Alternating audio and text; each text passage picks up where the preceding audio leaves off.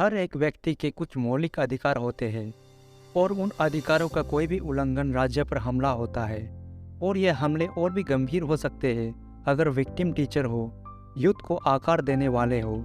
UNESCO द्वारा CETE के साथ जारी state of education report of India 2021 के अनुसार भारत में वर्तमान में लगभग 9.7 मिलियन टीचर्स पढ़ा रहे हैं और यूनाइटेड नेशन की एक रिपोर्ट के अनुसार भारत में लगभग 2.7 मिलियन टीचर कोविड-19 लॉकडाउन से अफेक्टेड हुए, जिनमें से लगभग 95% प्राइवेट इंस्टीट्यूशन से कनेक्टेड थे। यह डेटा प्राइवेट स्कूल के टीचर्स की वर्नेबिलिटी और इनसिक्योरिटी को उजागर करता है। टीचर्स की पीड़ा कोई नई बात नहीं है। प्राइवेट इंस्टीट्यूशन में टीचर्स को कई बार नोटिस दिए बिना निकाल दिया गया है और कई बार उन्हें PF, प्रोविडेंट फंड, ग्रेचुइटी और EAC बेनिफिट से वंचित कर दिया गया है। उनका एक्सप्लॉयटेशन किया जा रहा है और ऐसी इंस्टीट्यूशन की दया पर काम करने के लिए मजबूर किया जा रहा है। इस पेशे की प्रोफेशनलिज्म अपने पीक पर है। मैनेजमेंट जो कानूनी शर्तों के बारे में चतुर और जानकार है, ओवरटाइम की भरपाई किए बिना अक्सर कर्मचारी के काम के घंटे बढ़ा देता है। वे कर्मचारियों को इस्तीफा देने के लिए दबाव बनाने की रणनीति का भी प्रयोग करते हैं ताकि प्रबंधन भविष्य में कानूनी नतीजों से बच सके। दूसरी ओर कर्मचारी यानी शिक्षक अपने सब्जेक्ट के बारे में विशाल ज्ञान विरासत में प्राप्त करते हैं, लेकिन जब कानूनी रूप से उपचार करने और पीड़ा देने वाले तीरों के खिलाफ खुद को डालने की बात आती है तो वे इसके बारे में कम जानकार होते हैं और ज़्यादातर समय काल्पनिक रूप से मानते हैं कि मैनेजमेंट शक्तिशाली है, अदालती कार्रवाई में हेरफेर कर सकते हैं और इस प्रकार अदालतों को दरवाज़ा खटखटाने से हिचकिचाते हैं। लेकिन ऐतिहासिक मामलों की मदद से हम इस बात पर जोर देना चाहते हैं कि न्यायपालिका इक्वलिटी इन इक्वलिटी के प्रिंसिपल्स पर काम करती है, न कि शक्तिशाली के पक्ष में। इस वीडियो के माध्यम से हमारा उद्देश्य आपके कानूनी अधिकारों के बारे में जागरूकता बढ़ाना है और खुद का बचाव कैसे करना है, क्योंकि शिक्षक अभी भी हमारे समाज में आइकॉनिक प्लेस रखते हैं। Before joining always request an appointment letters. CBSE affiliation by law और CISCE एफिलिएशन बाय लॉ की धारा 5.2.4 और धारा 5B1 के अनुसार स्कूल की गवर्निंग बॉडी मैनेजमेंट समिति स्कूल के प्रत्येक कर्मचारी को एक लिखित अपॉइंटमेंट लेटर जारी करेगी। लेटर में कॉन्ट्रैक्ट की और एम्प्लॉय के टर्म ऑफ सर्विस शामिल होनी चाहिए, जैसे कि डेजिग्नेशन, प्रोबेशन, पे स्केल और अदर परक्विसाइट्स जिसके साथ यह एम्पावर्ड है। और ध्यान रखिए कि यदि मैनेजमेंट आपको अपॉइंटमेंट लेटर प्रोवाइड करने में विफल रहता है तो उन्हें पनिशमेंट भुगतना होगा। बिना किसी कारण के फेंका जाना। इस स्थिति में काउंसिल्स उपलब्ध है। अदालत में अनुरोध को चुनौती दे। नॉन पब्लिक स्कूल एडुकेटर्स के लिए एक कॉमन सूट रिकॉर्ड हो सकता है। U/S सेक्शन 34 SRA आवश्यक आदेश, U/S सेक्शन 39 SRA और ओवरड्यू लोन वसूली। इसी तरह शामिल प्राइवेट टीचर्स के लिए एक समाधान है जो पहले से ही सरकारी ट्रेनर्स के लिए सुलभ था। उन्हें उच्च न्यायालय में एक रिट रिकॉर्ड करने की अनुमति देता है। टीचर्स प्राइवेट हो या पब्लिक टीचर है और वे यूथ के रेस्क्यूअर और ट्यूटर है। यहाँ मारवाड़ी बालिका विद्यालय बनाम आशा श्रीवास्तव 2019 SC के मामले में आयोजित किया गया था।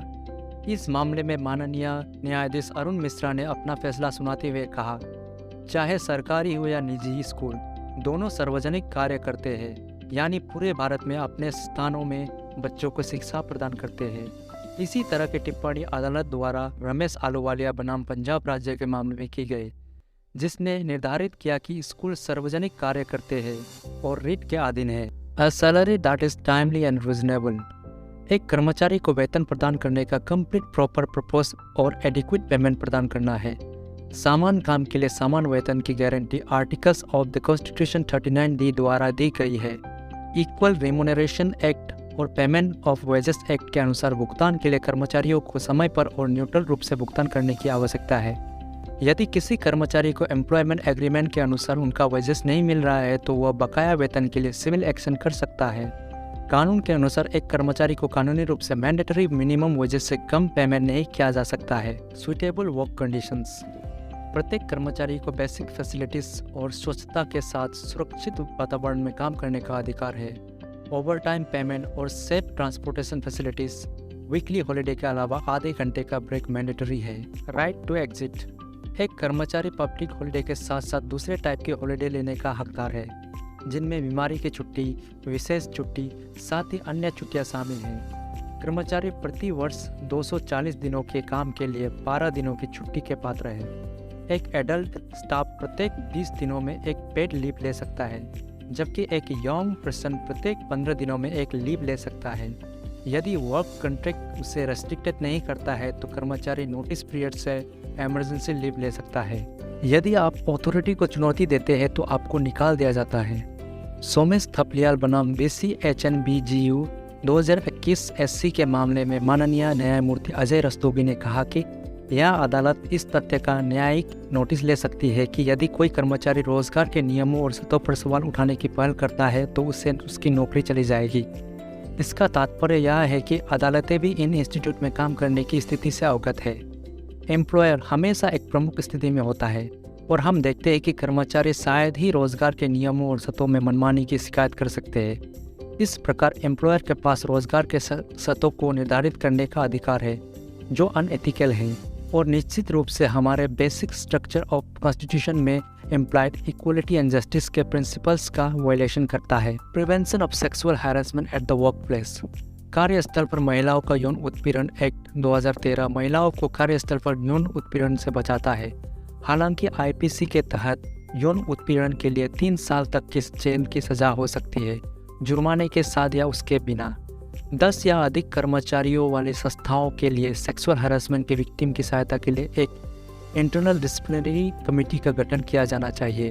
कानून के अनुसार इन ऑर्गेनाइजेशंस के पास एक शिकायत निवारण नीति के साथ साथ एस्टैब्लिश प्रोसीड्यूर होनी चाहिए जो सेक्सुअल हैरेसमेंट शिकायत निवारण तंत्र आदि को दर्शाती है। एक सीनियर वुमेन, 2 अदर स्टाफ और एक नॉन ऑफिशियल मेंबर को भी कमेटी में काम करना चाहिए। एक मुकदमा दायर करने के लिए time duration. CBSE affiliation by law और CISCE एफिलिएशन बाय लॉ की धारा 5.2.5 और 5.20 के अनुसार नियोक्ता और कर्मचारी के बीच समझौता एक कॉन्ट्रैक्ट है जो आर्टिकल्स ऑफ लिमिटेशन एक्ट 55 के अनुसार मुकदमा दायर करने की duration 3 years from cause of action के भीतर होनी चाहिए। इसके अलावा प्राइवेट स्कूल के teacher announcement U/S34 SRA, mandatory injection U/S39 SRA और रिकवरी ऑफ ड्यू के लिए एक सिविल सूट दायर कर सकते हैं। मारवाड़ी बालिका विद्यालय बनाम आशा श्रीवास्तव 2019 SC और रमेश आलूवालिया बनाम पंजाब राज्य व अन्य में फैसले के बाद निजी प्राइवेट टीचर्स को अब उच्च न्यायालय में रिट दायर करने का अधिकार है जो पहले केवल सरकारी शिक्षकों के लिए अवेलेबल था। इसके अलावा यदि ट्रिब्यूनल मौजूद है तो टीचर्स लोकल एक्ट द्वारा गवर्न लिमिटेशन पीरियड के भीतर अपनी टर्मिनेशन ऑर्डर को चुनौती दे सकते हैं। प्रोविडेंट फंड आपका अधिकार है। प्रोविडेंट फंड PF के लिए अपील की जानी चाहिए यदि वे अपॉइंटमेंट लेटर में शामिल नहीं हैं। Paragraphs of employees provident fund scheme 1952 में कहा गया है कि PF भारत में एजुकेशनल इंस्टीट्यूट्स पर लागू होते हैं। इसके अलावा डेफ कॉलेज बनाम RPFC के मामले में SC ने इस सिस्टम की वैलिडेशन कंफर्मेशन की। अपनी ग्रेजुएटी का दावा करना ना भूलें। एक ग्रेजुएटी एक नियोक्ता द्वारा एक कर्मचारी को संगठन को प्रदान की गई सेवाओं के लिए प्रदान किया जाने वाला कैश प्रॉफिट है। कर्मचारी को रिटायरमेंट, रेजिग्नेशन, डे ऑफ और टर्मिनेशन पर पेमेंट किया जाता है बशर्ते कर्मचारी ने संगठन छोड़ने से पहले 5 साल की निरंतर सेवा पूरी कर ली हो। बिरला इंस्टीट्यूट ऑफ टेक्नोलॉजी बनाम झारखंड राज्य और अन्य मामले में सुप्रीम कोर्ट ने कहा कि टीचर्स ग्रेजुएटी पेमेंट एक्ट 1972 के अंदर ग्रेजुएटी के हकदार है। ESI बेनिफिट्स 2016 में ESIC द्वारा शुरू की गई SPREE ने सभी इंस्टीट्यूट के लिए जिनमें प्राइवेट स्कूल भी शामिल है निगम के साथ रजिस्टर होना और अपने कर्मचारियों को अकॉर्डिंगली बेनिफिट प्रोवाइड करना मैंडेटरी कर दिया। सर्कुलर में यह भी कहा गया है कि जिन स्कूलों ने अब तक कॉरपोरेशन के साथ रजिस्ट्रेशन नहीं कराया है उन्हें 2008 से ड्यू अमाउंट का पेमेंट करना होगा। जिस वर्ष employee state insurance ESI act 1950 में प्राइवेट एजुकेशनल इंस्टीट्यूट को दायरे में शामिल करने के लिए अमेंडमेंट किया गया था।